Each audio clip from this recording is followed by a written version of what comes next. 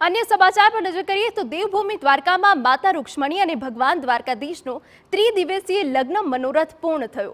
विवाहનો उत्सव प्रवासीओ भाविकोए उत्साहपूर्वकથી माण्यो। भव्य और जाजर में रुक्ष्मणी विवाह में मोटी संख्या में भक्तों हाजर रह्या। माता रुक्ष्मणी और भगवान द्वारकाधीशना लग्न माणवानो लहावो बहोળી संख्या में भक्तोए लीधो। 5000 वर्षथी चालती परंपरा मुजब आ रुक्ष्मणी विवाहનો प्रसंग दर वर्षे धामधूमपूर्वक उजववामां आवे छे, जेमां भगवान द्वारकाधीश और माता रुक्ष्मणीने विशेष शणगार करवामां आव्यो हतो, जेना दर्शननो लाभ लेवा भक्तो उमटी पड्या हता। रुक्ष्मणी माताजीना અને દ્વારકાધીશજીના લગ્નનો ઉત્સવ વર્ષોની પરંપરાગત રીતે ઉજવવામાં આવે છે, જેની અંદર આ 3 દિવસનો કાર્યક્રમ હોય। ચૈત્ર સુદ નોમ રામનવમીના દિવસે સાંજના ગીત અને સંગીત સંધ્યાનો પ્રોગ્રામ હોય। બીજે દિવસે ચૈત્ર સુદ દશમને દિવસે ભગવાનનો વરઘોડો નીકળે।